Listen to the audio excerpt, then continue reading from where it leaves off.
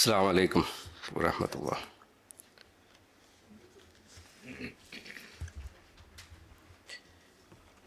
വേദിയിലും സദസ്സിലുമുള്ള ഏറെ ആദരണീയരായ വ്യക്തികളെ, പ്രിയപ്പെട്ട സുഹൃത്തുക്കളെ, കോഴിക്കോട് വരാനുള്ള ഒരവസരവും സാധ്യമാകുന്നിടത്തോളം ഒഴിവാക്കാറില്ല. ഏറെ പ്രിയപ്പെട്ട നാട്. അതിനെ കൂടുതൽ പ്രിയപ്പെട്ടതാക്കുന്നത് ഒരുപാട് പ്രിയപ്പെട്ട മനുഷ്യർ ഇവിടെ ഉണ്ട് എന്നതുകൂടെയാണ്. ജമീൽ ഇങ്ങനെയൊരു പരിപാടിയിലേക്ക് വരണമെന്ന് പറഞ്ഞപ്പോൾ ആ ശില്പശാലയിലെ ഏതെങ്കിലും ഒരു സെഷനിൽ പ്രബന്ധം അവതരിപ്പിക്കുക എന്നതായിരിക്കും എന്ന് കരുതിയുമ്പോഴാണ് ജമീൽ പറയുന്നത് എൻ്റെ റോള് വേറെയാണ് എന്നത്. ഇങ്ങനെയൊരു ശില്പശാലയുടെ തുടക്കം കുറിക്കാൻ, അതിനെ ഉദ്ഘാടനം ചെയ്യാൻ മാത്രം പ്രാഗൽഭ്യം എനിക്കുണ്ടോ എന്ന ഒരു സംശയം ഇല്ലാതില്ല. പ്രത്യേകിച്ച് കബീർ സാഹിബിനെ പോലെ കുറേ കാലമായിട്ട് കണ്ടിട്ടില്ല. കാണണമെന്ന് വളരെ ആഗ്രഹിച്ചിരുന്ന, ഏറെ ആദരിക്കുന്ന, ബഹുമാനിക്കുന്ന കബീർ സാഹിബിനെ പോലുള്ള ഒരാളുടെ സാന്നിധ്യത്തിൽ ഇങ്ങനെ ഒരു കർത്തവ്യം നിർവഹിക്കേണ്ടി വരുന്നു എന്നത് ആശങ്കയും അതോടൊപ്പം വളരെ സന്തോഷവും ഉള്ള കാര്യമാണ്. ജമീൽ പറഞ്ഞതുപോലെ ഈ ശില്പശാലയുടെ മറ്റ് സെഷനുകളിൽ ചർച്ച ചെയ്യപ്പെടുന്ന വിഷയങ്ങളെക്കുറിച്ച് ഞാൻ ഒന്നും തന്നെ സംസാരിക്കാൻ ഉദ്ദേശിക്കുന്നില്ല. അത് ആ മേഖലയിൽ പ്രവർത്തിക്കുന്ന, ഗവേഷണം നടത്തുന്ന, പഠനം നടത്തുന്ന ആളുകൾ ഭംഗിയായി നിർവഹിക്കും എന്ന് തന്നെയാണ് കരുതുന്നത്. ഖുർആൻ നമുക്കെല്ലാവർക്കും അറിയാവുന്നതുപോലെ ഇസ്ലാമിക വിശ്വാസത്തിൻ്റെ, ഇസ്ലാമിൻ്റെ നൈതികതയുടെ, ഇസ്ലാമിൻ്റെ ആത്മീയ ചൈതന്യത്തിൻ്റെ, മുസ്ലിം സാമൂഹിക രൂപീകരണത്തിൻ്റെ അടിത്തറയാണ് എന്ന് നമുക്കറിയാം. ഇസ്ലാം ആ ഘട്ടവും കടന്ന് ഇസ്ലാമിക നിയമവ്യവസ്ഥയുടെയും കർമ്മശാസ്ത്രത്തിൻ്റെയും അടിസ്ഥാന സ്രോതസ്സായി കൂടി പ്രവർത്തിക്കുന്നുണ്ട്. മറ്റൊരു വിധത്തിൽ പറഞ്ഞാൽ, ഇസ്ലാമികം, മുസ്ലിം എന്ന് നമ്മൾ വിവക്ഷിക്കുന്ന ഏതൊരു കാര്യവുമായും ഖുർആൻ വളരെ ആഴത്തിൽ തന്നെ ബന്ധപ്പെട്ട് കിടക്കുന്നു. ഖുർആൻ ഇല്ലാതെ ഇസ്ലാമികമോ മുസ്ലിം ബന്ധിയായ ഏതൊരു കാര്യവും സാധ്യമല്ല എന്ന് ഇസ്ലാമിക സമൂഹം ഉറച്ച് വിശ്വസിക്കുന്നു. ഖുർആനിൻ്റെ ആരംഭഘട്ടത്തെക്കുറിച്ച് ആലോചിക്കുക. പ്രാദേശിക ഭാഷാഭേദങ്ങളാൽ ഭിന്നിച്ചു കിടന്നിരുന്ന അറബി ഭാഷയെ ഏകീകരിക്കുന്നതിൽ ഏറെ പങ്കുവഹിച്ച ഒന്നാണ് പ്രാചീന അറബി കവിത എന്ന് പറയുന്നത്. അക്കാലത്ത് ഒരു ദേശത്തുള്ള അറബി സംസാരിക്കുന്ന ഒരാൾക്ക് മറുദേശത്തുള്ള അറബി സംസാരിക്കുന്നവരോട് സംവദിക്കാൻ അവർക്കിടയിലുണ്ടായിരുന്ന ഭാഷാഭേദത്തിൻ്റെ വൈപുല്യം കാരണം, അതുണ്ടാക്കിയ ഭാഷാ സങ്കീർണത കാരണം സാധ്യമാകാതിരുന്ന ഒരു ഘട്ടത്തിൽ അറബി ഭാഷയുടെ മാനകീകരണം സാധ്യമാക്കിയത് പ്രാചീന അറബി കവിതയാണ് എന്ന് നമുക്കറിയാം. അതുപോലെ തന്നെ അക്കാലത്തെ ജ്യോതിഷികൾ സംസാരിച്ചിരുന്ന ജ്യോതിഷികളുടെ ഗദ്യഭാഷ ഈ അറബി ഭാഷയുടെ മാനകീകരണത്തിൻ്റെ മറ്റൊരു പ്രധാന ഘടകമായി പ്രവർത്തിച്ചിട്ടുണ്ട്. അങ്ങനെ ഒരു കാലത്താണ് സാഹിത്യഭാഷയാൽ ഭാഷാ മാനകീകരണം നടന്ന അറബി സാഹിത്യത്തിൻ്റെ ഒരു കാലത്താണ് നിരക്ഷരനെന്ന് മനസ്സിലാക്കപ്പെടുന്ന പ്രവാചകൻ തൻ്റെ സന്ദേശവുമായി ആ സമൂഹത്തെ സമീപിക്കുന്നത്. ഈ കാവ്യ പാരമ്പര്യത്തിൽ നിന്ന് പ്രവാചകൻ പൂർണ്ണമായും പുറത്തായിരുന്നു. കാരണം ഈ കാവ്യ പാരമ്പര്യം എല്ലാവർക്കും പ്രാപ്യമായിരുന്ന ഒരു കാര്യമല്ല എന്നർത്ഥം. ഈ കാവ്യ പാരമ്പര്യത്തിനകത്ത് തൻ്റെ പ്രവാചക ദൗത്യം നിർവഹിക്കേണ്ടിയിരുന്ന പ്രവാചകൻ മുഹമ്മദിന് ഇസ്ലാം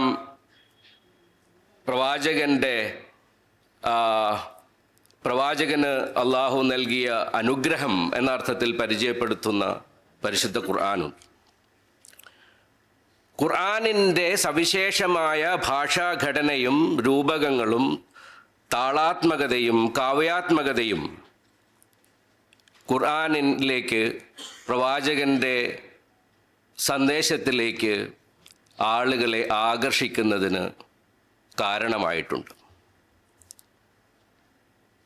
അപ്പോൾ ജാഹിലിയ സാഹിത്യ അത് ഗദ്യ പദ്യ പാരമ്പര്യത്തിൽ നിന്ന് ആ ഭാഷയുടെ ഘടനയിൽ നിന്ന് തീർത്തും വ്യത്യസ്തമായ ഖുർആൻ എന്ന ഒരു ഓറൽ ട്രഡീഷൻ അന്ന് നമ്മൾക്കതിനെ ആ തരത്തിൽ പരിചയപ്പെടുത്താമെന്ന് തോന്നുന്നു. അങ്ങനെ ഒരു ഓറൽ പാരമ്പര്യത്തിലൂടെയാണ് പ്രവാചകൻ ആ സമൂഹത്തെ സമീപിക്കുന്നത്. ഖുർആനിൻ്റെ ഭാഷാ സൗന്ദര്യവും കാവ്യാത്മകതയും അറബി സാഹിത്യത്തിന് അതുവരെ കണക്കാക്കപ്പെട്ടിരുന്ന ഭാഷാ ശൈലികൾക്കും കവിതാ പാരമ്പര്യത്തിനും മാറ്റങ്ങൾ സൃഷ്ടിച്ചു. ആ മാറ്റത്തിൻ്റെ ഒരു അടിസ്ഥാന സ്വഭാവം എന്ന് പറയുന്നത് പ്രാചീന അറബി കവിതയുടെ വൃത്തരൂപങ്ങൾക്ക് പകരം നവീനമായ ഒരു ആഖ്യാന ശൈലി ഖുർആൻ തുടങ്ങി വയ്ക്കുകയാണ്. അത് ഒരു പുതിയ ഒരു തരത്തിലുള്ള കാവ്യാനുഭവമായി ആണ് ആ സമൂഹത്തിന് അനുഭവപ്പെട്ടത് എന്നത് പിന്നീടുള്ള പല ചരിത്ര സംഭവങ്ങളും നമ്മളോട് പറയുന്നുണ്ട്. ഇപ്പോൾ പ്രവാചകനെ കവിയെന്ന് വിളിക്കപ്പെട്ടത് ഖുർആനിൻ്റെ അമാനുഷികതയെ നിഷേധിക്കാനുള്ള ഒരു സമൂഹത്തിൻ്റെ ശ്രമമായിരുന്നു എന്നത് നമ്മളുടെ സാധാരണഗതിയിലുള്ള വ്യവഹാരങ്ങളിൽ നമ്മൾ മനസ്സിലാക്കുന്നൊരു കാര്യമാണ്.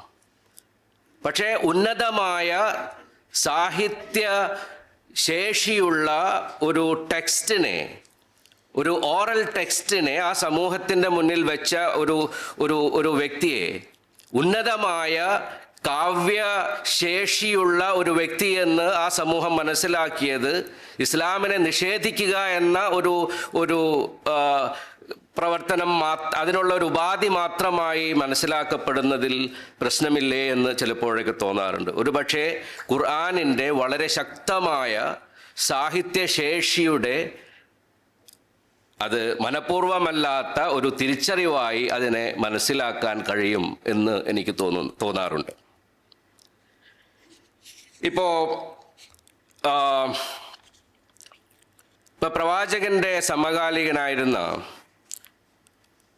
വലീദ് ബിൻ മുഗീറ, അദ്ദേഹം ഖുർആനിനെ കുറിച്ച് പറഞ്ഞത് തനിക്ക് അറബി സാഹിത്യത്തിൻ്റെ എല്ലാ സങ്കേതങ്ങളെക്കുറിച്ചും അറിവുണ്ടെന്നും പക്ഷേ ഖുർആൻ എന്ന് പറയുന്ന ഈ സാധനം ഇതെന്തോ തീർത്തും വ്യത്യസ്തമായ ഒരു സാഹിത്യാനുഭവമായി തനിക്ക് തോന്നുന്നു എന്നും മുഗീറയെ കൊണ്ട് പറയിപ്പിച്ചത് ഖുർആനിൻ്റെ അമാനുഷികത എന്ന് ഇസ്ലാമിക സമൂഹം വിശ്വസിക്കുന്ന അതിൻ്റെ ശക്തമായ ഭാഷാ സാഹിത്യ താളാത്മക ശേഷിയാണ് എന്നാണ് എനിക്ക് തോന്നുന്നത്.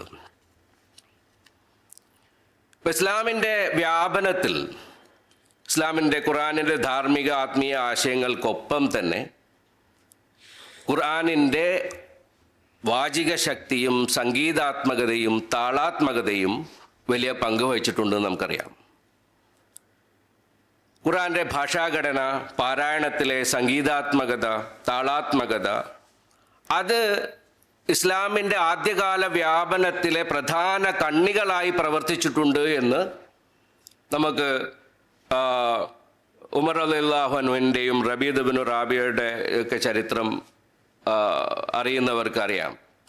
ഖുർആൻ പാരായണം കേട്ട് അതിലേക്ക് ആകൃഷ്ടരായി ഇസ്ലാമിലേക്ക് എത്തിപ്പെടുന്ന അക്കാലത്തിലെ പ്രമാണിമാരായിട്ടുള്ള ആളുകൾ. അപ്പോൾ ഖുർആനിനെ നമ്മൾ എങ്ങനെയൊക്കെ സമീപിക്കാം, അതിന് ഏതെല്ലാം തലങ്ങളിൽ അതിനെ നമ്മൾക്ക്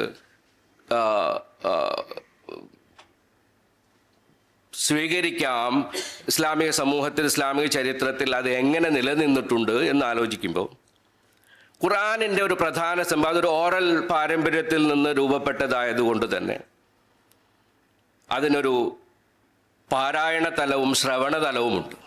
ആ ശ്രവണതലമാണ് ഞാൻ നേരത്തെ പറഞ്ഞ അതിൻ്റെ ഒരു താളാത്മകതയും കാവ്യാത്മകതയും ഒക്കെ വളരെ ഒരു അനുഭൂതി നൽകുന്ന ഒരു അനുഭവമായി ആ സമൂഹത്തെ ത്രസിപ്പിച്ചത് എന്ന് നമുക്ക് കാണാൻ കഴിയും.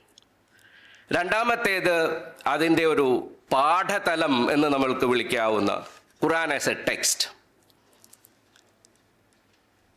ഖുർആൻ ആസ് എ ടെക്സ്റ്റ് എന്ന് പറയുമ്പോൾ അത് നിലനിൽക്കുന്നുണ്ട്. അത് നമ്മളുടെ പാരായണ പാരമ്പര്യവുമായി അതിന് ബന്ധമുണ്ട്. ഒരു സാധാരണ മുസ്ലിമിനെ സംബന്ധിച്ചിടത്തോളം അത് എന്താണ് വായനക്കാരനോട് സംവദിക്കുന്നത് എന്ന് തിരിച്ചറിയുന്നില്ലെങ്കിൽ പോലും അതിൻ്റെ വെറും വായനയും അതിൻ്റെ ഖുർആൻ പാരായണത്തെ ശ്രവിക്കുക എന്ന് പറയുന്നത് പോലും പുണ്യകരമായി കണക്കാക്കപ്പെടുന്ന ഒരു പാരമ്പര്യമാണ് ഇസ്ലാമിൻ്റെ. അടുത്തതായി നമ്മൾക്ക് കാണാൻ കഴിയുന്നത് അതിൻ്റെ വ്യാഖ്യാനതലമാണ്, അർത്ഥതലം എന്ന് വേണമെങ്കിൽ നമുക്ക് വിളിക്കാം. അതിനോട് അനുബന്ധമായാണ് ഖുർആൻ വ്യാഖ്യാനത്തിൻ്റെ തഫ്സീർ സാഹിത്യം എന്ന് പറയുന്നത് ഇസ്ലാമിക ചരിത്രത്തിൽ രൂപപ്പെട്ടു വന്നത്. ഈ ഘടകങ്ങളുടെ അടിസ്ഥാനത്തിലാണ് ഖുർആൻ പഠന മേഖല ഇസ്ലാമിക ചരിത്രത്തിൽ, മുസ്ലിം ചരിത്രത്തിൽ ഇക്കാലം വരെയും വികസിച്ചു വന്നിട്ടുള്ളതെന്ന് കാണാം. അത് പാരായണ തലത്തുമായി ബന്ധപ്പെട്ട് തജ്വീദ് എന്നത് ഒരു പഠന മേഖലയായി വികസിച്ചു. തഫ്സീർ പഠനങ്ങൾ, വിവർത്തനങ്ങൾ ഉണ്ടായി, തഫ്സീർ ചരിത്രം ഉണ്ടായി. അതിനപ്പുറം ദൈവശാസ്ത്ര കർമ്മശാസ്ത്ര ചിന്തകൾ ഖുർആനിൻ്റെയും പിന്നീട് പ്രവാചക ചര്യയുടെയും അടിസ്ഥാനത്തിൽ വികസിപ്പിക്കപ്പെട്ടു. അങ്ങനെ മുസ്ലിങ്ങളുടെ ദൈനംദിന ജീവിതത്തിൽ ഖുർആനിൻ്റെ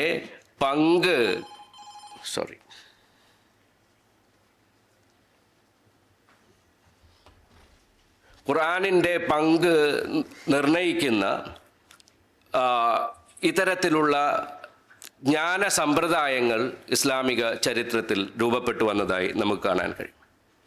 തഫ്സീർ ഇതിനകത്തുള്ള ഒരു പ്രധാന മേഖലയായി ഇന്ന് ഞാൻ അതുമായി ബന്ധപ്പെട്ട ചില കാര്യങ്ങൾ പറയണമെന്ന് ആഗ്രഹിക്കുന്നു. ഖുർആനിനൊരു ടെക്സ്റ്റ് എന്ന അർത്ഥത്തിൽ നമ്മൾ മനസ്സിലാക്കുമ്പോൾ ഏതെല്ലാം തരത്തിൽ ഒരു ടെക്സ്റ്റിനെ നമുക്ക് സമീപിക്കാം. അത് ഒരു സാഹിത്യ ടെക്സ്റ്റ് എന്ന അർത്ഥത്തിൽ നമ്മൾക്ക് ഖുർആനിനെ സമീപിക്കാൻ പലരും അതിനെ ആ അർത്ഥത്തിൽ സമീപിച്ചതായി കാണാൻ കഴിയുന്നുണ്ട്. അത് സാഹിത്യം എന്ന അർത്ഥത്തിൽ, പൂർണ്ണാർത്ഥത്തിലല്ല, ഭാഷാശാസ്ത്രത്തിൻ്റെ പരിപ്രേക്ഷ്യത്തിൽ നിന്നുകൊണ്ട് ഖുർആനിനെ കുറിച്ചുള്ള പഠനങ്ങൾ ജമീൽ നേരത്തെ സൂചിപ്പിച്ചതുപോലെ കേരളത്തിൽ ഉൾപ്പെടെയുള്ള സർവകലാശാലകളിലും അല്ലാതെയുള്ള ബൗദ്ധിക പ്രവർത്തനങ്ങളിലുമൊക്കെ അത് ഉണ്ടായിട്ടുണ്ട് എന്ന് നമുക്ക് കാണാൻ കഴിയും. പക്ഷേ തഫ്സീർ എന്ന് പറയുന്നത് ഖുർആൻ എന്ന് പറയുന്ന അമാനുഷികമായ ഒരു കൃതിയുടെ ഓദർ നമ്മളോട് നേരിട്ട് സംസാരിക്കുന്നില്ല.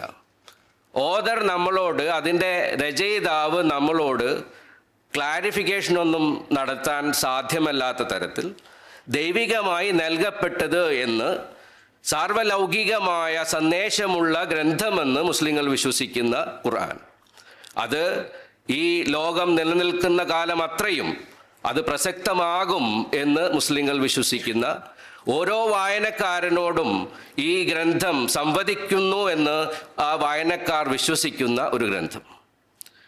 ആ ഗ്രന്ഥത്തെ നമ്മൾ എങ്ങനെയാണ് അതിൻ്റെ കാമ്പിനെ കണ്ടെത്തുക? ഒരു കൃതി എന്താണ് ഒരു സമൂഹത്തോട് പറയാൻ ആഗ്രഹിക്കുന്നത് എന്നത് എങ്ങനെയാണ് കണ്ടെത്തുക? പ്രവാചകനുള്ളിടത്തോളം കാലം പ്രവാചകൻ അതിനോടുള്ള വിശദീകരണങ്ങൾ നിരന്തരം നൽകിക്കൊണ്ടിരുന്നിരുന്നു. ഖുർആനിൻ്റെ ഒരു സവിശേഷത എന്ന് പറയുന്നത് മറ്റു പല മതഗ്രന്ഥങ്ങളെയും പോലെ ഒന്നായി നൽകപ്പെട്ട ഒന്നല്ല എന്നതാണ്. ഖുർആനിൻ്റെ ഒരു അടിസ്ഥാന സ്വഭാവം എന്ന് പറയുന്നത് the progressive nature of its revelation എന്ന് പറയുന്നു. പ്രോഗ്രസീവ് എന്ന് പറയുന്നത് രാഷ്ട്രീയാർത്ഥത്തിലല്ല, സാങ്കേതികാർത്ഥത്തിൽ ക്രമാനുഗതമായി അവതരിപ്പിക്കപ്പെട്ട ഒരു ഗ്രന്ഥം. അതായത് ഒരു സമൂഹത്തിൻ്റെ ക്രമാനുഗതമായ വികാസത്തിനോട് അനുബന്ധമായി അതിൻ്റെ ഓരോ ഘട്ടത്തിലും ആ സമൂഹത്തിന് നൽകേണ്ടുന്ന മാർഗദർശനം എന്ന അർത്ഥത്തിൽ അവയുടെ ഒരു പൂർണ്ണാർത്ഥത്തിലുള്ള പരിവർത്തനത്തിന് സാധ്യത ഒരുക്കുന്ന ഒരു കൃതി എന്ന അർത്ഥത്തിൽ ഖുർആനിനെ നമുക്ക് മനസ്സിലാക്കാൻ കഴിയും.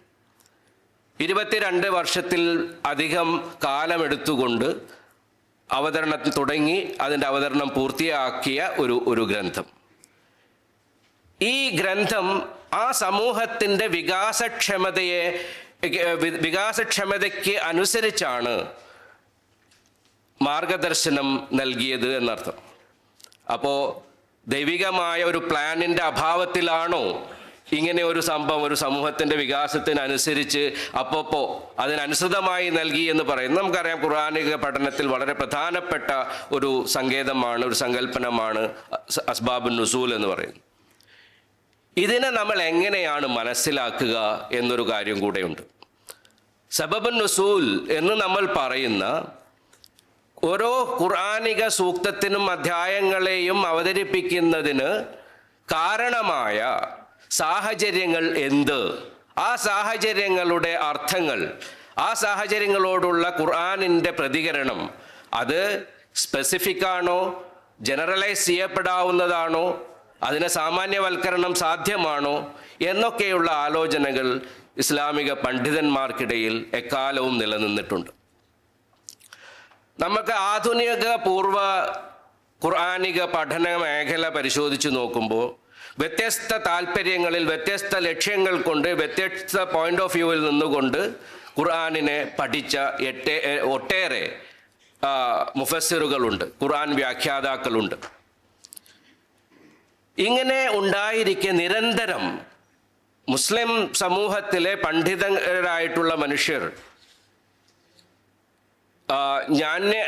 ജ്ഞാനാന്വേഷികൾ എന്ന് നമ്മൾക്ക് വിളിക്കാവുന്ന ആളുകൾ മുഴുവൻ ഖുർആനിനെ കുറിച്ചുള്ള അവരവരുടെ കാലങ്ങളിൽ അതിൻ്റെ അകക്കാമ്പിനെ കണ്ടെത്താനുള്ള ശ്രമങ്ങൾ നിരന്തരം നടത്തിയിട്ടുണ്ട് എന്നർത്ഥം. പലപ്പോഴും ഇസ്ലാമിക വിജ്ഞാനീയങ്ങളിൽ നമ്മൾ നേരിടുന്ന ഒരു മെത്തഡോളജിക്കൽ പ്രോബ്ലം എന്ന് തോന്നാറുള്ള ഒരു കാര്യമുണ്ട്. നമ്മൾ ഏതെങ്കിലും ഈ പ്രസിഡൻസ് എന്ന് പറയുന്നത് ഇസ്ലാമിൽ വളരെ പ്രധാനമാണ്. മുന്നുദാഹരണങ്ങൾ ഉണ്ടാവുക എന്നത് വളരെ ഒരു പ്രധാനപ്പെട്ട കാര്യമാണ്. ഖുർആൻ പ്രഥമ സ്രോതസ്സായി നമ്മൾ മനസ്സിലാക്കുന്നു, ഹദീസിനെ രണ്ടാമത്തെ സ്രോതസ്സായി മനസ്സിലാക്കുന്നു. പിന്നീട് നമ്മൾ ഇജ്മാ, ഖിയാസ് എന്ന് തുടങ്ങി ഇപ്പോൾ നമ്മൾ മഖാസിദു ശരിയ വരെ എത്തി നിൽക്കുന്ന മെത്തഡോളജിക്കൽ ഫ്രെയിംവർക്കുണ്ട്.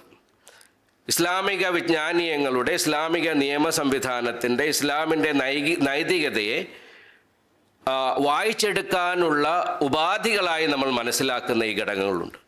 പക്ഷെ പലപ്പോഴും നമ്മൾ നടത്തുന്ന പുതിയ വായനാശ്രമങ്ങൾക്ക് നേരെ സംശയത്തിൻ്റെ അമ്പുകൾ പലപ്പോഴും വിന്യസിക്കപ്പെടാറുണ്ട് എന്നത് അനുഭവ സാക്ഷ്യം കൂടെയാണ്.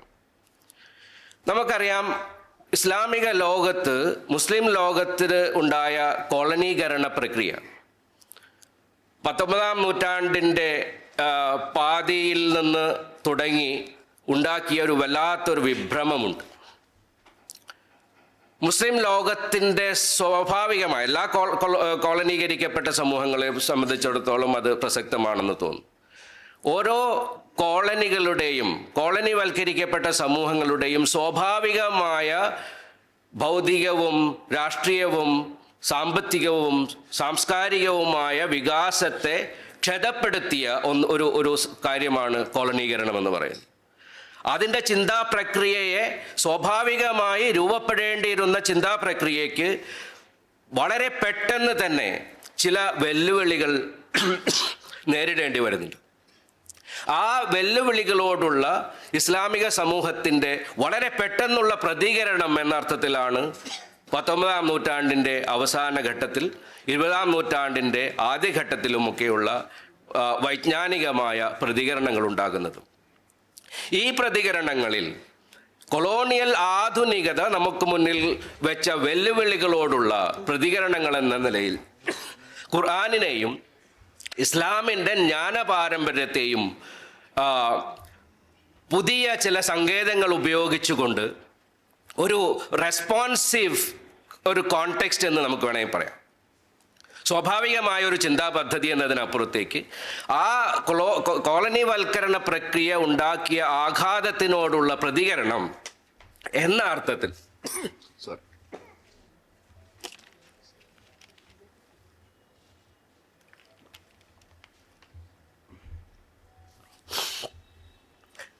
അങ്ങനെയാണ് ഇപ്പോൾ അഫ്ഗാനി അബ്ദു റഷീദ് റിദ ത്രയം എന്ന് നമുക്ക് വിളിക്കാവുന്ന വളരെ പ്രഗത്ഭരായ പണ്ഡിതരുടെ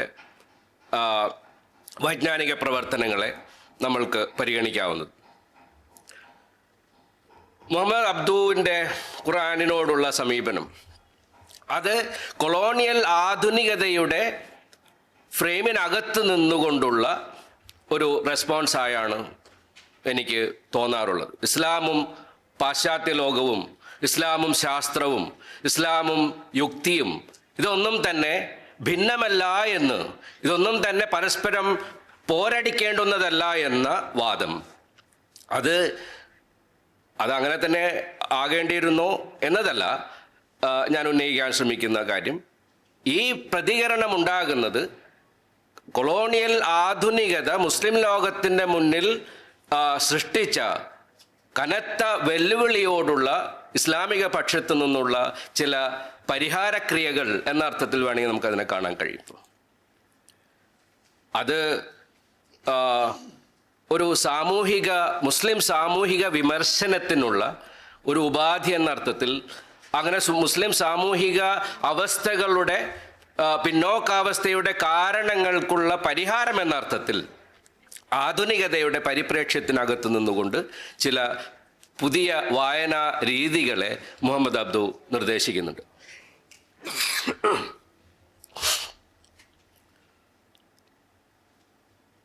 ഓട്ടോമൻ സാമ്രാജ്യത്തിൻ്റെ തകർച്ച, കോളനീകരണ പ്രക്രിയയുടെ ഒരു പ്രക്രിയയുടെ കൾമിനേഷൻ എന്ന അർത്ഥത്തിൽ അത് ഉണ്ടാക്കിയ രാഷ്ട്രീയവും വൈജ്ഞാനികവുമായ ബൗദ്ധികവുമായ ആഘാതം ചെറുതല്ല. അപ്പോഴാണ് പുതിയ തരത്തിലുള്ള ഇസ്ലാമിക പ്രസ്ഥാനങ്ങളൊക്കെ രൂപപ്പെടുന്നത്. ഇപ്പോൾ ഇഖ്വാനിൻ്റെ വരവൊക്കെ ആ ഒരു ഘട്ടത്തിലാണെന്ന് നമുക്കറിയാം. ദേശരാഷ്ട്ര സങ്കല്പനത്തെ അതിൻ്റെ ഒരു സാക്ഷാത്കാരം സംഭവിക്കുന്ന ഒരു ഘട്ടം കൂടെയാണ് 20-ാം നൂറ്റാണ്ടിൻ്റെ ഒരു ആദ്യ പകുതിയുടെ ഒരു ഘട്ടമെന്ന് പറയുന്നു. ഈ ഒരു ഘട്ടത്തിൽ ഭരണകൂടങ്ങളോടുള്ള വിമർശനം മുസ്ലിം സമൂഹത്തിൻ്റെ രാഷ്ട്രീയ ശേഷിയെ വീണ്ടെടുക്കാനുള്ള ശ്രമങ്ങളുടെ ഭാഗമായി രൂപപ്പെട്ട ഇസ്ലാമിക പ്രസ്ഥാനങ്ങൾ, ആ പ്രസ്ഥാനങ്ങളുടെ വൈജ്ഞാനിക പാരമ്പര്യത്തിൽ നിന്ന് രൂപപ്പെട്ടു വന്ന ഖുർആനിക പഠനങ്ങളുണ്ട്, വ്യാഖ്യാനങ്ങളുണ്ട്, തഫ്സീറുകളുണ്ട്. ഇതെല്ലാം തന്നെ ഓരോ കാലത്തിൻ്റെയും സവിശേഷമായ സാഹചര്യങ്ങളോടുള്ള പ്രതികരണമായി ആണ് ഞാൻ മനസ്സിലാക്കുന്നത്. ആ പ്രതികരണം എല്ലാ അർത്ഥത്തിലും പൂർണ്ണാർത്ഥത്തിൽ അത് അങ്ങനെ തന്നെ ആകേണ്ടതുണ്ടായിരുന്നോ? അത് മറ്റൊരു ചോദ്യമാണ്. പക്ഷേ ഇതെല്ലാം ഓരോ കാലഘട്ടത്തിലും അത് ആ കാലഘട്ടത്തിൻ്റെ അവസാന വാക്കുകളായിരുന്നു? ഒരിക്കലുമല്ല. വൈജ്ഞാനികമായ പ്രവർത്തനങ്ങൾക്ക് ഒരിക്കലും തന്നെ ഒരു ഫുൾ സ്റ്റോപ്പ് എന്ന് പറയുന്നത് വിജ്ഞാനത്തെ, അറിവിനെ തങ്ങളുടെ നിലനിൽപ്പിൻ്റെ ആധാരമായി സ്വീകരിക്കുന്ന ഒരു സമൂഹത്തിനും കണക്കാക്കുക സാധ്യമല്ല. അതൊരിക്കലും തന്നെ ഒരു ഫുൾ സ്റ്റോപ്പായി പ്രവർത്തിക്കുക സാധ്യമല്ല. മാത്രമല്ല, ഓരോ സമൂഹവും അവരുടെ കാലങ്ങളിൽ എത്തിപ്പെടുന്ന നിലപാടുകൾ, ചില പുതിയ വായനകൾ, ചില അറിവിൻ്റെ പുതിയ മേഖലകൾ അതിനെ അവസാന വാക്കായി പരിഗണിക്കുകയും സാധ്യമല്ല. നമുക്കറിയാം, 20-ാം നൂറ്റാണ്ടിൻ്റെ 2-ാം പാതിയിൽ ലോകമഹായുദ്ധത്തിന് ശേഷം ഈ ലോകം എങ്ങനെയുള്ളതായിരിക്കണം? കാരണം ഈ ലോകം 2 മഹായുദ്ധങ്ങൾക്ക് ശേഷം അനുഭവിച്ച ദുരന്തങ്ങൾക്ക് ശേഷം ഇനിയുള്ള കാലം എങ്ങനെ മെച്ചപ്പെട്ടതാക്കാമെന്ന ഒരു ആലോചന ലോക സമൂഹങ്ങളിൽ ഉണ്ടായിട്ടുണ്ട്. ചില സങ്കല്പനങ്ങൾ എന്ന അർത്ഥത്തിൽ ജനാധിപത്യം, സ്വാതന്ത്ര്യം, സമത്വം, സാഹോദര്യം, അതിനപ്പുറത്തേക്ക് തുല്യത, നീതി, അതിൽ ലിംഗനീതി, ലിംഗസമത്വം, ബഹുസ്വരത എന്നിങ്ങനെ ആഗോള സമൂഹത്തിൽ വളരെ പ്രധാനപ്പെട്ട രാഷ്ട്രീയ സങ്കല്പനങ്ങളായി സ്വീകരിക്കപ്പെട്ട ഒരു ഘട്ടമായി വേണം മനസ്സിലാക്കാൻ. ഈ ഘട്ടത്തിൽ എങ്ങനെയാണ് ഇസ്ലാം അതിനെ സ്വയം പ്രതിഷ്ഠിക്കുക, ഖുർആനിനെ എങ്ങനെയാണ് ആ പ്രതിഷ്ഠയ്ക്കുള്ള അടിസ്ഥാനമായി രൂപപ്പെടുത്തുക എന്നത് ഇസ്ലാമിക ചിന്താലോകത്തെ വളരെ സജീവമായ വിഷയമായി ഭവിച്ചിട്ടുണ്ട്. ആ ഒരു ആലോചനയുടെ ഭാഗമായി തന്നെയാണ് നമുക്കറിയാം 1990-കളിൽ ഈജിപ്തിലുള്ള ഇസ്ലാമിസ്റ്റ് പദ്ധതിയുമായി അടുത്തു നിന്നിരുന്ന പല ചിന്തകരും ഒരു പുതിയ ഡോക്യുമെൻ്റ് പുറത്തിറക്കുന്നുണ്ട്. നമ്മൾ വസതിയൂൻ എന്നൊക്കെ വിളിക്കുന്ന വിഭാഗങ്ങൾ, പണ്ഡിതന്മാർ, അവ്വ, താരിഖുൽ ബിഷ്രി തുടങ്ങി അങ്ങനെയുള്ള ഒരുപാട് ആളുകൾ ഉൾച്ചേർന്ന ഒരു കൂട്ടം പണ്ഡിതർ, അവർ പുറത്തിറക്കുന്ന ഒരു വിഷൻ ഡോക്യുമെൻ്റ് ഉണ്ട്. ആ വിഷൻ ഡോക്യുമെൻറ്റിൽ തങ്ങൾ വിഭാവന ചെയ്യുന്ന ഇസ്ലാമിൻ്റെ ഭാവി, അല്ലെങ്കിൽ ഇസ്ലാമിക സമൂഹത്തിൻ്റെ, ഇസ്ലാമിക മുന്നേറ്റങ്ങളുടെ ഭാവി എങ്ങനെയായിരിക്കണം എന്ന് ആ കൃതി നമ്മളോട് പറയുന്നുണ്ട്, ആ രേഖ നമ്മളോട് പറയുന്നുണ്ട്. അതിൽ ബഹുസ്വരത, ജനാധിപത്യം, രാഷ്ട്രത്തെക്കുറിച്ചുള്ള നവീനമായ സങ്കല്പങ്ങൾ ഇതെല്ലാം തന്നെ ആ രേഖയുടെ അടിത്തറയായി നിലനിൽക്കുന്നുണ്ട്. ബഹുസ്വരതയ്ക്ക് വേണ്ടി സംസാരിക്കുന്ന, സ്ത്രീകളുടെ അവകാശങ്ങൾക്ക് വേണ്ടി സംസാരിക്കുന്ന, സമത്വത്തിന് വേണ്ടി സംസാരിക്കുന്ന, നീതിക്ക് വേണ്ടി സംസാരിക്കുന്ന, സ്വാതന്ത്ര്യത്തിന് വേണ്ടി സംസാരിക്കുന്ന ഒരു രേഖ. ഈജിപ്ഷ്യൻ ദേശീയ ഐഡൻറ്റിറ്റി എങ്ങനെയുള്ളതായിരിക്കണം, അത് ഷെയർഡ് ഹിസ്റ്ററിയുള്ള ഒരു ദേശത്തിന് ഷെയർഡ് ഐഡൻറ്റിറ്റിയെ സാധ്യമാകൂ എന്ന് പറയുന്ന ഒരു രേഖ. അങ്ങനെ ഇസ്ലാമിനെ തന്നെ 20-ാം നൂറ്റാണ്ടിൻ്റെ അവസാന ഘട്ടത്തിലും 20-ാം നൂറ്റാണ്ടിൻ്റെ ആദ്യഘട്ടത്തിലും നവീനമായ ചില പരിഗണനകൾക്ക് വിധേയമാക്കിയ ഒരു ഘട്ടമായി ഞാൻ മനസ്സിലാക്കുന്നത്.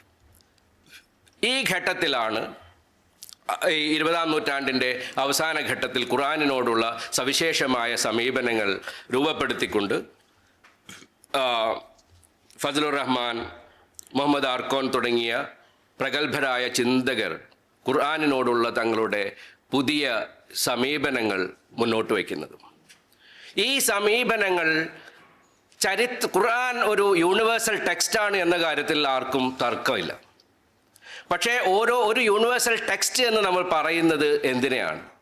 ഓരോ വായനക്കാരനും താൻ വായിക്കുന്ന ഈ കൃതി തന്നോട് സംവദിക്കുന്നുണ്ട് എന്ന് അനുഭവപ്പെടുമ്പോഴാണ് ആ കൃതി യൂണിവേഴ്സൽ ആകുന്നത്. ആ തരത്തിൽ ഖുർആനിക വായനയെ അനുഭവപ്പെടുത്താനുള്ള രീതികൾ എന്തായിരിക്കണം എന്ന അന്വേഷണം ഈ പണ്ഡിതന്മാർ മുന്നോട്ട് വയ്ക്കുന്നുണ്ട്. ഒരു ഭാഗത്ത് ചരിത്രപരമായി മാത്രമേ ഖുർആനിനെ വായിക്കാൻ കഴിയൂ എന്ന വാദം. അതിനെ ഹിസ്റ്റോറിസൈസ് ചെയ്യണം.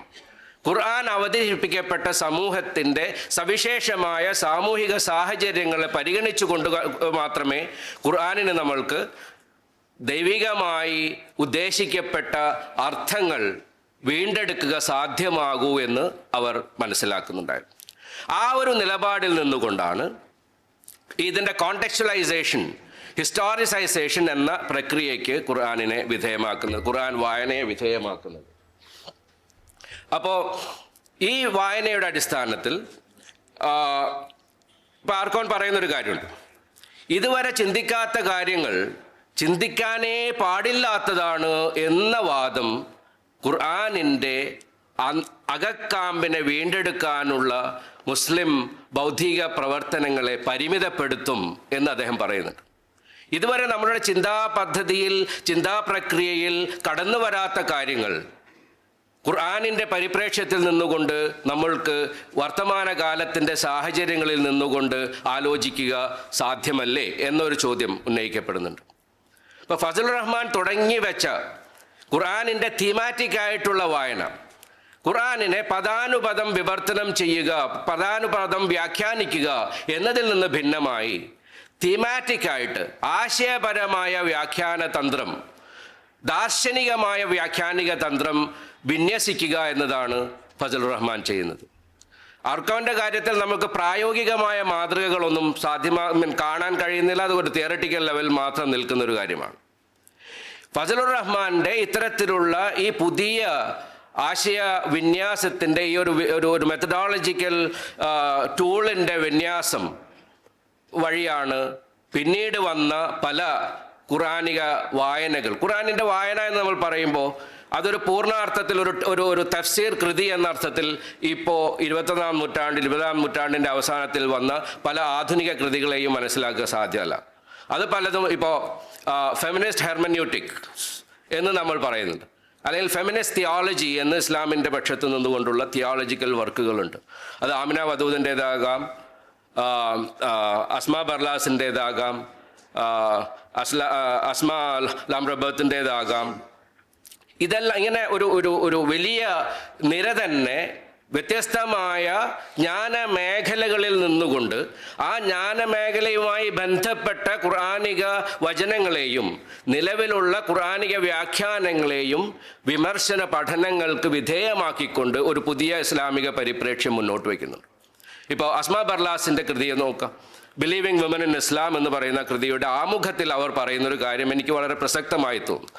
പലപ്പോഴും ഇത്തരം വൈജ്ഞാനിക പ്രവർത്തനങ്ങളെ നവ കൊളോണിയൽ ഇസ്ലാമിനെ തകർക്കാനുള്ള ഗൂഢാലോചന എന്നൊക്കെ വ്യാഖ്യാനിക്കപ്പെടുന്ന ഒരു കാലത്ത് അവർ ആമുഖത്തിൽ പറയുന്ന ഒരു കാര്യം എനിക്ക് വളരെ പ്രസക്തമായി അനുഭവപ്പെട്ടു. അവർ പറയുന്നത് ആധുനിക ലോകത്ത് തങ്ങൾ മുസ്ലിങ്ങളാണ് എന്ന് ആർജവത്തോടുകൂടി അഭിമാനത്തോടുകൂടി പറയാൻ ഈ തലമുറയെ തയ്യാറാക്കുന്നതിന് ഈ കൃതി സഹായകമാകും എന്ന് ഞാൻ പ്രത്യാശിക്കുന്നു. അവരുടെ ലക്ഷ്യമായി അവർ പറയുന്നത് വർത്തമാന മുസ്ലിം സമൂഹത്തിന് ഈ പുതിയ വായന കൊണ്ട് തങ്ങളുടെ ഇസ്ലാമിക സ്വത്വത്തെ പൂർണ്ണമായും ഉയർത്തിപ്പിടിക്കാനുള്ള ഒരു സാഹചര്യം അത് സൃഷ്ടിക്കും എന്ന ഒരു നിലപാടിൽ നിന്നുകൊണ്ടാണ് ഈ വൈജ്ഞാനിക പ്രവർത്തനങ്ങളിൽ ഏർപ്പെടുന്നത് എന്നതാണ്. ഇത് പറയുമ്പോൾ അവരുടെ എല്ലാ വായനകളെയും അതേപടി സ്വീകരിക്കുക എന്നൊരു നിലപാടിൽ നിന്നുകൊണ്ടല്ല ഞാൻ ഈ കാര്യം പറയുന്നത്. ഖുർആനിനോടുള്ള ഇസ്ലാമിക വിജ്ഞാന സ്രോതസ്സുകളോടുള്ള നമ്മളുടെ വൈജ്ഞാനികമായ സമീപനം എത്തരത്തിലുള്ളതായിരിക്കണം എന്ന് പറയാൻ വേണ്ടിയാണ് ഞാനിത് പറയുന്നത്. അതിനോട് എത്രമാത്രം തുറസ് നമ്മൾക്ക് സ്വീകരിക്കാൻ കഴിയും, ആ തുറസ്സില്ലായ്മ എന്താണ് സത്യത്തിൽ ഇസ്ലാമിക സമൂഹത്തോട് ചെയ്യുക എന്ന ഒരു പ്രശ്നം കൂടെയാണ് ഇതുവഴി ഞാൻ പറയാൻ ആഗ്രഹിക്കുന്നത്. എന്തുകൊണ്ടാണ് ബൈബിളിനെ പോലെ ഖുർആൻ നമ്മളുടെ ഒരു ക്രിയേറ്റീവ് പ്രക്രിയയിൽ, രചനാ പ്രവർത്തനങ്ങളിൽ വേണ്ട വിധം വിഷയീഭവിക്കാതെ പോയത് എന്ന ചോദ്യത്തിനുള്ള ഉത്തരം ഒരുപക്ഷെ വിജ്ഞാന സമ്പ്രദായത്തോടും വിജ്ഞാന പ്രവർത്തനങ്ങളോടും വിജ്ഞാന ഉൽപാദന പ്രക്രിയയോടും നമ്മൾക്ക് ഉള്ള ചില സമീപനങ്ങളുടെ പ്രശ്നങ്ങൾ കൂടി അതിന് കാരണമാകുന്നുണ്ടോ എന്ന് ആലോചിക്കേണ്ടതുണ്ട് എന്നാണ്. പലപ്പോഴും നമ്മൾ മുമ്പൊരിക്കൽ കോഴിക്കോട് തന്നെ മറ്റൊരു വേദിയിൽ ഞാൻ പറഞ്ഞൊരു കാര്യമാണ്, ആവർത്തനം ആയിട്ട് ചിലർക്ക് അനുഭവപ്പെടുന്നുണ്ടെങ്കിൽ ക്ഷമിക്കണം. ജ്ഞാന ഉൽപാദന പ്രക്രിയയിൽ നമ്മൾ എന്തിന് ഭയപ്പെടണം? നമ്മൾ സാധാരണ ഇങ്ങനെ ഒരു പ്രശ്നം തോന്നാറുണ്ട്. ഇത് ഇസ്ലാമിൻ്റെ ഇത് പുതിയ സംഭവം. ഒരു പക്ഷത്ത് നമ്മൾ ഇസ്ലാമിൽ മനുഷ്യാവകാശം ഉണ്ട് എന്നും ഒരുപക്ഷെ ലോകത്തിന് മനുഷ്യാവകാശത്തിൻ്റെ ആദ്യ പാഠങ്ങൾ നൽകിയത് ഇസ്ലാമാണ് എന്നും ഒരു പക്ഷത്ത് നമ്മൾ വാദിക്കുകയും, മറുവശത്ത് അത്തരം മനുഷ്യാവകാശങ്ങളുടെ ആധുനികമായ പുതിയ ചില ആവിഷ്കാരങ്ങൾ രൂപപ്പെടുമ്പോൾ അതിനോട് നമ്മൾ അല്പം ഭയത്തോടുകൂടി വൈജ്ഞാനികമായി സമീപിക്കുകയും ചെയ്യുന്നു എന്നതിലുള്ളൊരു വൈരുദ്ധ്യം ചിലപ്പോഴൊക്കെ അനുഭവപ്പെട്ടിട്ടുണ്ട്. ഈ ഒരു സദസ്സ് ഇത്തരം തോന്നലുകളെ തുറന്നു പറയാൻ പറ്റുന്നൊരു സദസ്സാണ് എന്ന ബോധ്യത്തിൽ നിന്നുകൊണ്ടാണ് ഞാനത് പറയുന്നത്. വായിക്കുന്നവരുടെ, എഴുതുന്നവരുടെ, ക്രിയേറ്റീവായിട്ടുള്ള പ്രവർത്തന മേഖലയിൽ നിൽക്കുന്നവരുടെ ഒരു സദസ്സ് എന്ന ആത്മവിശ്വാസത്തിലാണ് ഞാൻ എൻ്റെ മനസ്സ് തുറക്കാൻ ശ്രമിക്കുന്നത്. പൂർണ്ണമായിട്ട് തുറന്നിട്ടില്ല. അത് ഒരുപക്ഷെ ജമീൽ പറഞ്ഞതുപോലെ ആശങ്ക എന്നൊരു ഒരു സാധനമുണ്ടല്ലോ, അത് കുറച്ചും കൂടെ ഒരു കംഫർട്ടബിൾ ആയി കഴിയുമ്പോൾ ചിലപ്പോൾ കൂടുതൽ തുറസോടുകൂടി അത് പറയാൻ കഴിഞ്ഞേക്കും എന്നാണ് തോന്നുന്നത്. അപ്പോൾ പാരമ്പര്യ ഖുർആൻ വ്യാഖ്യാന മാതൃകകൾക്ക് പുറത്തുള്ള പുതിയ വ്യാഖ്യാന മാതൃകകളെ വിമർശനാത്മകമായെങ്കിലും പരിഗണിക്കുന്നതിൽ നിന്ന് നമ്മളെ തടയുന്നത് എന്ത് എന്നൊരു പ്രശ്നം. അങ്ങനെ തടയപ്പെടേണ്ടതുണ്ടോ? സൂക്ഷ്മത അത് ഇസ്ലാമിക വിജ്ഞാനീയ പ്രവർത്തനങ്ങളിൽ, ജ്ഞാനപ്രക്രിയയിൽ, ജ്ഞാനോൽപാദന പ്രക്രിയയിൽ വളരെ പ്രധാനമാണ്, സംശയമല്ല കാര്യത്തിൽ. പക്ഷേ സൂക്ഷ്മത എന്ന് പറയുന്നത് ഭയമായി എപ്പോഴാണ് പരിവർത്തിപ്പിക്കപ്പെടുന്നത് എന്നത് പരിശോധിക്കപ്പെടേണ്ടതുണ്ട്. നമുക്കറിയാം, ഇപ്പോൾ നമ്മൾ ഇജ്തിഹാദിനെ കുറിച്ചുള്ള കർമ്മശാസ്ത്ര സമീപന നിലപാടെന്താ? നിങ്ങൾ ഇജ്തിഹാദ് ചെയ്യൂ. ഇജ്തിഹാദിൻ്റെ ഫലം തെറ്റായാൽ പോലും അതിന് പ്രതിഫലമുണ്ട് എന്ന് പ്രവാചകൻ പഠിപ്പിച്ചിട്ടുണ്ടെങ്കിൽ നിങ്ങളുടെ ജ്ഞാനപ്രവർത്തനങ്ങൾ, വിജ്ഞാനത്തെ അന്വേഷിക്കുന്ന പ്രക്രിയയിൽ നിങ്ങൾ നിരന്തരം ഏർപ്പെട്ടുകൊണ്ടിരിക്കുക എന്നാണ് അതിനർത്ഥം. തെറ്റിപ്പോയാലും കുഴപ്പമില്ല, എന്നാലും നിങ്ങളുടെ ഉദ്ദേശം നിയ്യത്ത് നല്ലതാണെങ്കിൽ തീർച്ചയായും അള്ളാഹുവിൽ നിന്ന് പ്രതിഫലം ലഭിക്കുന്ന ഒരു സൽക്കർമ്മമായി അത് സ്വീകരിക്കപ്പെടും എന്നത് പ്രവാചകൻ്റെ അധ്യാപനമാണ്. നമുക്ക് പ്രവാചകൻ്റെ അധ്യാപനങ്ങളിൽ കർമ്മശാസ്ത്ര കാര്യങ്ങളിൽ സെലക്റ്റീവ് ആവുക സാധ്യമല്ല. അതിന് ഒരു ഹോളിസ്റ്റിക് ആയിട്ടുള്ള ഒരു വീക്ഷണം ഉണ്ടാകേണ്ടതുണ്ട്. അത്തരത്തിലുള്ള ഹോളിസ്റ്റിക് ആയിട്ടുള്ള ഒരു പുതിയ വീക്ഷണത്തിൻ്റെ സാധ്യതകളാണ് പലപ്പോഴും ഈ വർത്തമാന കാലത്തുള്ള പുതിയ വായനകൾ നമ്മൾക്ക് സാധ്യമാക്കുന്നത് എന്നതാണ്. അങ്ങനെ ഇപ്പോൾ ഞാൻ വർക്ക് ചെയ്യുന്ന ഒരു പ്രധാന മേഖല ലിംഗനീതിയുമായി ബന്ധപ്പെട്ട ഇസ്ലാമിൻ്റെ സാധ്യതകൾ, ഇസ്ലാമിക സ്ത്രീവാദ സങ്കല്പനങ്ങൾ, അതിലുള്ള വ്യാഖ്യാന മാതൃകകൾ, ഇതിനെക്കുറിച്ചൊക്കെ കുറേ കാലമായി പഠിക്കാൻ ശ്രമിക്കുന്ന ഒരു വിദ്യാർത്ഥി എന്ന അർത്ഥത്തിൽ എനിക്ക് തോന്നാറുള്ളത്, ഇവർ മുന്നോട്ട് വയ്ക്കുന്ന പല ന്യായങ്ങളും വർത്തമാന സമൂഹത്തിൻ്റെ പുതിയ ബോധ്യങ്ങൾക്ക് അനിവാര്യമാണ് എന്ന് തോന്നാറുണ്ട്. ഇപ്പോൾ ഒരനുഭവം പറയാം. എൻ്റെ വീട്ടിൽ ഏതാനും വർഷങ്ങൾക്ക് കോവിഡിന് മുമ്പ് മഗ്‌രിബ് നമസ്കാരത്തിന് സമയമായി. നിസ്കരിക്കാൻ പായ വിരിച്ചപ്പോൾ 9 വയസ്സുകാരിയായ എൻ്റെ സഹോദരൻ്റെ മകൾ പറഞ്ഞു, ഞാൻ ഇമാമുക്കും. കാരണം അവൾക്ക് ഖുർആൻ പാരായണം ഇഷ്ടമാണ്, നന്നായി ഖുർആൻ പാരായണം ചെയ്യും, ഖുർആൻ പഠിക്കുന്നത് ഇഷ്ടമാണ്. അങ്ങനെയുള്ള ഒരു പെൺകുട്ടി ഞങ്ങളെല്ലാവരും കൂടെ മഗ്‌രിബ് നിസ്കരിക്കാൻ നേരത്തെ പറഞ്ഞു, ഞാൻ ഇമാമുക്കാന്ന് പറഞ്ഞു. അപ്പോൾ ഉടനെയുള്ള മറുപടി, പെൺകുട്ടികളെ ഇമാമുക്കാൻ പാടില്ല എന്ന് പറയുന്നു. ഞാൻ ആമിന വദൂദിൻ്റെ വാദത്തിനെ ന്യായീകരിക്കാനൊന്നുമല്ല കേട്ടോ ഇത് പറയുന്നു.